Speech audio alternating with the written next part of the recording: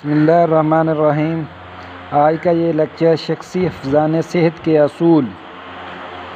हिफ़्ज़ान सेहत के असूल क्या है? आँखों की हिफाजत, नाक और गले की सफाई, दांतों की सफाई, ये 3 पढ़ेंगे। बाकी भी हैं लेकिन आज हम सिर्फ 3 ही पढ़ेंगे। पहला पॉइंट है आँखों की हिफाजत।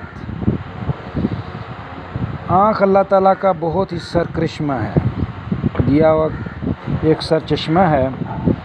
ज़िंदगी का लुत्फ़ आँखों की बदौलत से है।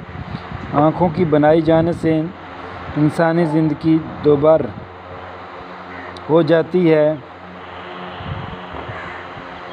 और दुनिया में अंधेरों के सिवा कुछ नज़र नहीं आता।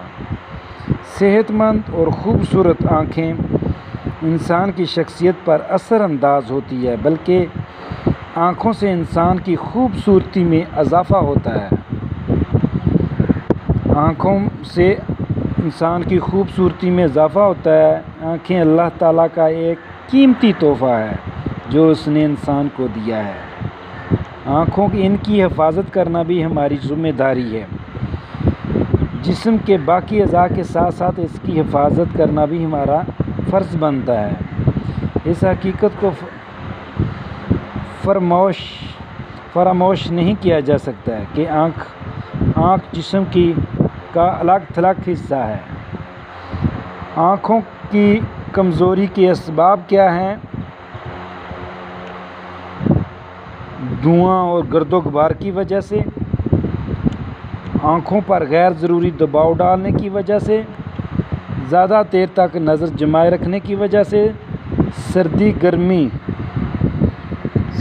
या गर्मी लग जाने की वजह से, उसके बाद मसनूई रोशनी वगैरह, तेज़ बिजली की रोशनी, टीवी वगैरह देखने से भी आँखों को बहुत ज़्यादा मुतासर करती हैं। इसकी हिफाजती तदाबीर क्या है? सर को इसकी हिफाजती तदाबीर में मुतालिया के वक्त मुतज्जा झैल असूलों को अपनाया जाए। बिल्कुल सीधी हालत में बैठें। किताब आँखों से तकरीबन 14 इंच के फासले पर रखें। हर लाइन को पढ़ने के बाद 3 बार आँखें झपकें। ये हैं इसकी हिफाजती तदाबीर। सिर पर तकरीबन सीधा होना चाहिए। ये है आँखों की हिफाजती तदाबीर। उसके साथ बाद है नाक और गले की सफाई। दूसरे अज़ा के साथ साथ नाक और गले की सफाई भी बहुत ज़्यादा अहमियत रखती है, क्योंकि सूंघने में और खाने पीने में हमारी बहुत मददगार साबित होती हैं। क्योंकि बहुत सारी चीज़ें हम अंदर, क्योंकि मट्टी वगैरह अंदर जा सकती है। इन मट्टी के ज़रात से बाहर जिससे बीमारियां फैलने का ख़तरा होता है, इसको बाहर कर निकाल के हम इनकी हिफाजत करें। नाक से भी मट्टी अंदर जाती है। इसमें 2 नथने होते हैं जो फ़िल्ट्रेशन का काम करते हैं, लेकिन इसकी बाहर से तो सफाई रखनी चाहिए। फ़िल्ट्रेशन को साफ़ करना चाहिए और फेफड़ों तक साफ़ हवा आई जाती है। और जहाँ तक कि खून की गर्दिश की वजह से हवा का दर्जा हरारत के मुताबिक हो जाता है, इसलिए कुली करना चाहिए। नाक को साफ़ और वज़ू के अज्जा वगैरह वज़ू कर लेना चाहिए। तिबी लिहाज से नाक और गले को साफ़ करने से इसके अंदर की गंदगी और बलगमी रतूबतें साफ़ हो जाती हैं। नाक की हिफाजत के लिए दिन में कम से कम 5 बार नाक में पानी डालकर साफ़ करना बेहद ज़रूरी है। गले की हिफाजत के लिए कम से कम 1 हफ़्ता गर्म पानी में नमक डालकर गरारे करें।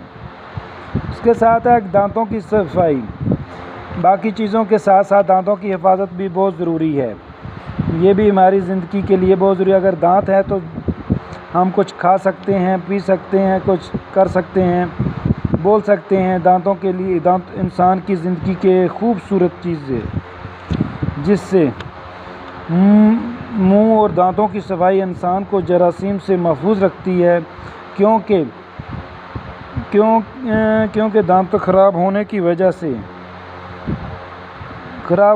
वजह से बाज़ जरासीम दांतों के खला में परवश पाते हैं। इसकी वजह से दांतों की हिफाजत होना भी बहुत लाजमी ज़रूरी है। दांतों की सफाई के बारे में हदीस शरीफ है कि जो मसवाक करके नमाज पढ़ी जाए वो उन 70 नमाज़ों से बेहतर है जो मसवाक करके मसवाक के बगैर नमाज पढ़ी जाती है।